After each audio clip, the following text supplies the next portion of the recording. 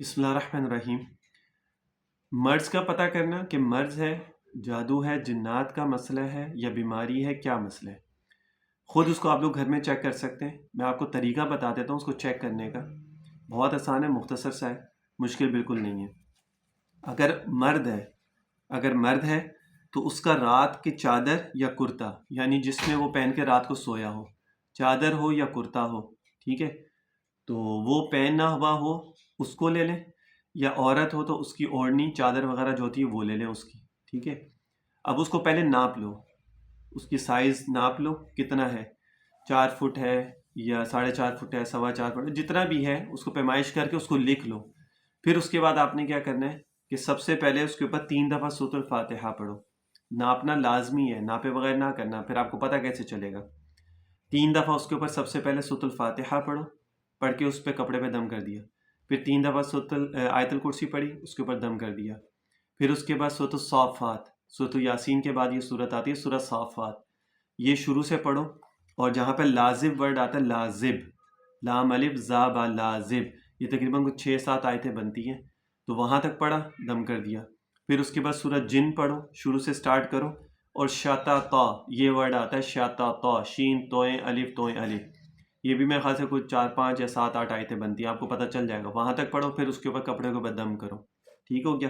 پھر اس کے بعد تینوں کل، سورہ اخلاص، فلق، ناس، اس کو پڑھنا ہے، اس کے اوپر دم کرنا ہے، ایک دفعہ پڑھنا ہے، یعنی ایک دفعہ سورہ اخلاص، ایک دفعہ فلق، ایک دفعہ ناس، پڑھ کے اس کے اوپر دم کرو۔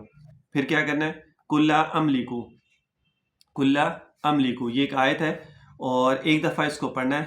سورہ آراف کی یہ آیت ہے، سورہ آراف کی 9ویں پارے میں سورہ آراف آئے گا، سورہ انفال سے پہلے، اس کی آیت ہے کلا املکو، یہاں سے یہ شروع ہوتی ہے، اور یؤمنون یہاں تک اس کو پڑھنا ہے۔ آپ ڈھونڈیں گے آپ کو مل جائے گی، ٹھیک ہے نا۔ آیت نمبر ابھی میرے ذہن میں نہیں ہے، تو ہوتا تو میں آپ کو بتا دیتا۔ تو کلا املکو یہاں سے سٹارٹ ہوگی، یؤمنون یہاں تک آپ نے اس کو ایک دفعہ پڑھا، پڑھ کے دوبارہ اس کے اوپر دم کر دو، کر کے کپڑے کے اوپر یہ ساری چیزیں پڑھ کے دم کر دیں۔ اب سائڈ پہ کپڑا رکھ دو تھوڑی دیر کے لیے، پھر دوبارہ ناپو اس کو، پیمائش اس کی دوبارہ کرو۔ اگر ایک انگلی گھٹے یا بڑھے تو حمزات کا اثر ہے، یعنی اگر ایک انگلی بڑھ جائے یا کم ہو جائے تو حمزات کا اثر ہے، ٹھیک ہے۔ اور اگر 2 انگلی گھٹے یا بڑھے تو شیطان کا اثر ہے، یعنی 2 انگلی، ایک یہ انگلی ایک اور یہ، اتنا اگر گھٹ جائے یا بڑھ جائے تو پھر شیطان کا اثر ہے، ٹھیک ہے۔ اور اگر 3 یا 4 انگلی گھٹے یا بڑھے تو جادو کا اثر ہے۔